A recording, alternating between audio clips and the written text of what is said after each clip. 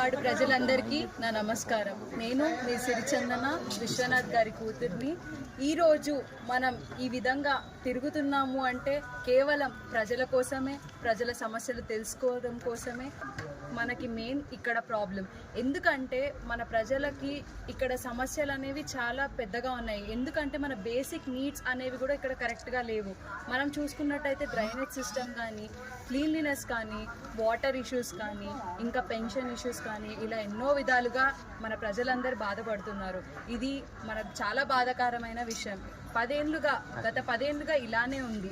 ఇప్పుడు మనం అమూల్యమైన ఓటుని కొంచెం ఆలోచించి విద్యావంతులను ఎన్నుకొని ఈ ప్రాబ్లమ్స్ అన్ని సాల్వ్ చేసుకొని మన వార్డుని అభివృద్ధి చేసుకోవాలి. ఇప్పుడు కాంగ్రెస్ అనేది రూలింగ్ పార్టీలో ఉంది. ఇప్పుడు మనందరం కాంగ్రెస్ని తెచ్చుకుంటే మనకు ఫండ్స్ వచ్చి మన వార్డుని డెవలప్మెంట్ చేసుకోగలం. ఇప్పుడు నేను నా న్యాయవాదిని, వృత్తిపరంగా నేను ఒక న్యాయవాదిని.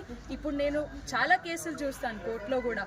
మన మహిళలు ఎన్నో విధాలుగా కష్టాలు పడుతున్నారు. కొంతమంది వాళ్ళ హక్కులు తెలియక కూడా మోసపోతున్నారు చెప్పినవి. ఇప్పుడు మన ఓటు అనేది ప్రధాన హక్కు.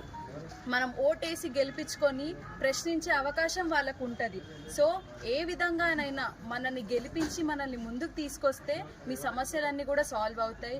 మీ ఓటుని మీరు ఆలోచించి అవసరమైన పనులు చేసే వాళ్ళకు మాత్రమే వేయండి. ఊరికే చెప్పిపోయే వాళ్ళు మనకు వద్దు.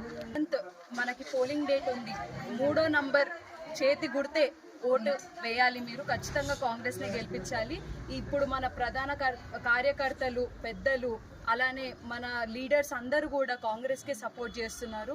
ఇలా మీరందరూ కూడా నాకు ఎల్లప్పుడూ తోడుండి నన్ను ముందుకు తీసుకొని వెళ్ళాలని ప్రార్థిస్తున్నాను. అన్నీ నాకు ఉండాలి. కాంగ్రెస్కే గెలిపించండి.